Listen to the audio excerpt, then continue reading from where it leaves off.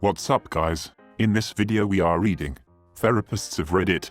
What is the number one thing parents did to screw up their kids so they had to seek help in adulthood? Please consider subscribing if you enjoy the video.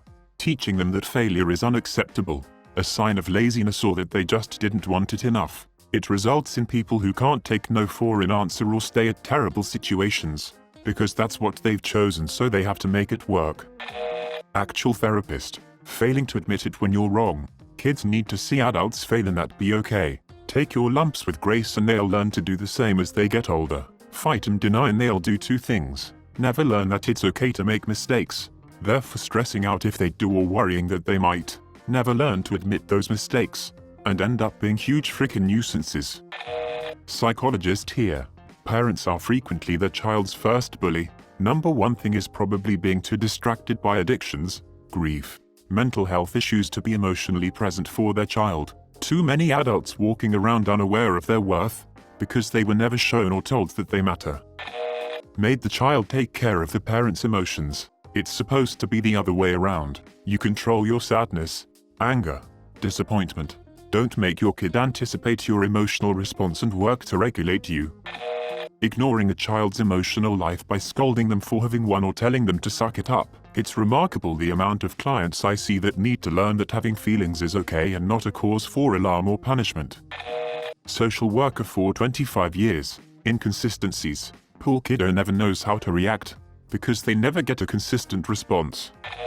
Constant invalidation. You shouldn't feel sad. You were being too hyper and that is why you are being punished. Seems innocent enough even without context. Shouldn't feel sad is a problematic statement though. People feel what they feel no matter the context. So you need to talk to your child. Why are you sad? Is it because you are being punished? Timeout won't last forever. You only have 1 minute left. I still love you. Blah blah blah. Whatever works for your family dynamic. But children need to be able to appropriately label their feelings from a young age. I am sad because I didn't get what I wanted. I can do better in the future and maybe get what I want. Boom. I'm out of a job. Hint. There are many parents who cannot do this, and they cannot teach their children to do it either. Behavioral therapist here. Catch your kids being good. Parents are always telling kids what they did wrong. You have to balance it out by telling them what they are doing right. Therapist here also. I see a number of teens and some of the things I have noticed in the population that really does a number on them are parents failing to keep their promises, not trusting them enough, always in helicopter mode, not validating their feelings. Hey, it is okay you are angry. Anger is an emotion. Your kids have the right to feel that. Lack of communication. I cannot even emphasize enough how many teens I see or clients in general lack communication skills. Teacher here. My best advice is only have kids if you want kids. If you treat your kids poorly, doesn't matter the reason, they learn poor treatment. Treat you kids like you love them. Therapist here. LMFD. Probably the biggest and most common frick up I see is parents shaming their child for having their own identity and personal interests separate from the parent. Just support your kid and don't try to force them to be someone they're not. Don't call them weird or tell them their likes are stupid. Show interest in the things they like and let them teach you about those things. Also, don't take it personally if your child is not an exact replica of you. Kids are human, and like all humans, despite all our similarities, there are vast differences as well. You can learn to celebrate and value those differences, or everyone can be miserable. Not a therapist, but speaking from experience, if you ignore the signs of your child's obvious neurological, cognitive disorders, because you don't want to have to change your own daily routine to accommodate for your child's needs or because you don't want to be seen as those parents with the special kid, then congratulations. You didn't have to be the parents with the special kid. Now you have to be the parents with the special adult who still lives in your house and will require daily care for the rest of their life for conditions you failed to treat in the formative years. Thank you and have a nice day. My therapist has been making me realize my dad and stepmom don't validate my emotions and has been trying to teach them how to. It's crazy, because I never really noticed it before really. If I'd get upset about something my dad would always be like, don't get upset or you don't need to cry, stuff like that. There are a few things. Cry it out and other forms of emotional disconnection. Neglect. Look into Dr. Bruce Perry's work on the impacts of neglect. Controlling behaviors. It backfires. Have a chunky kid. Do not try and control the food.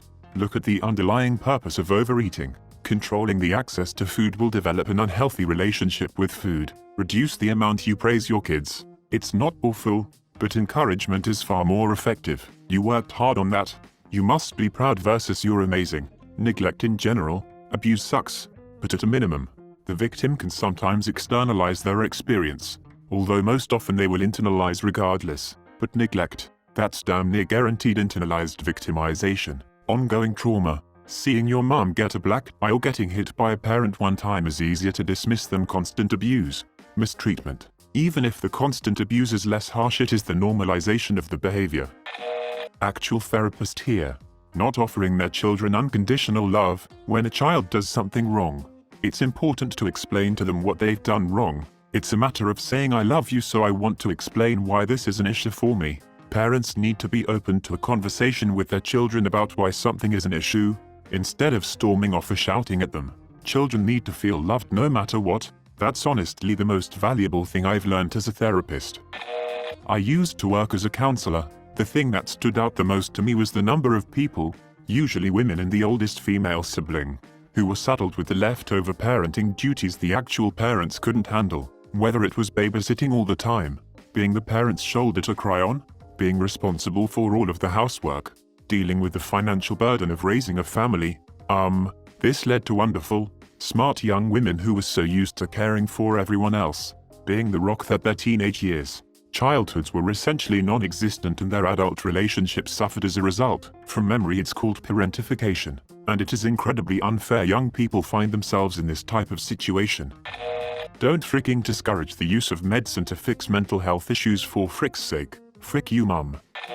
Not a therapist, but with the amount of therapy I've been through, I should be by now. Neglect. I was the kid that wore the same clothes for months, unwashed, sleeping in pea-soaked sheets, with fleas, going hungry, and surprisingly, I have worked hard for years to overcome super low self-esteem and addiction issues, food hoarding and other self-preserving behaviors as well. Active and repetitive mental, physical, emotional abuse. Do I need to explain this? Lack of emotional expression. For example, when a kid gets hurt and the parent says, "You're fine. Don't be such a pussy," or completely invalidating emotions. If a kid says, "I'm sad," and the parent says, "You have nothing to be sad about," it just sets up the idea that what you're feeling isn't right or real or valid, compounded by deciding sharing your internal experience isn't worth it anymore.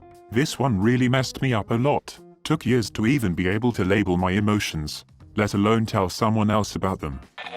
Not a therapist, but close friends foster children. Their mom had 2 kids, boy 1 and girl 3. She didn't feed them or clean them at all, so when they came to my friend's family, they would always gorge on food and eat anything and everything that came their way, because they were never sure about where and when their next meal was going to come from. One time, we caught the boy sneaking around the kitchen making himself a bowl of cereal without anyone around, because he didn't want anyone else to share it. It's extremely sad to see, because they're such sweet kids, but become feral around food. Emotionally invalidating your children. Example, child comes running up to mommy screaming with a minor cut. Child, "It hurts." Parent, "No it doesn't. You're okay. It's just small. Keep playing." Yes, the cut is small and the kid is okay, but that wasn't the point. The child was trying to tell you something important to them and you told them it wasn't real. This enforces the idea that you won't listen, and eventually that child becomes the angry sullen teen who screams the same. Therapist here. The most common issue I come across is enabling children. Some parents have the ability to actually make excuses or reasons for every challenging behavior and place blame on other people. They are more interested in being seen as friends with their kids than actually parenting and seeing that their children are learning, making mistakes. It creates a type of child that is a lazy perfectionist, unwilling to be accountable or try anything outside of their comfort zone. I fear adulthood for these kids. Not a therapist, but when I told my stepdad that I was suicidal and very sad, my stepdad was like, "Well, that's a sin and you need to stop having these thoughts immediately or we are taking you to a mental hospital." Like, what the frick, I need help, not some more Bible thumping. My stepdad is very religious. Me and him don't even talk to each other, so that definitely effed me up, and I don't like to express my feelings to anyone. Please subscribe if you like the video. It really helps the channel to grow. Adios.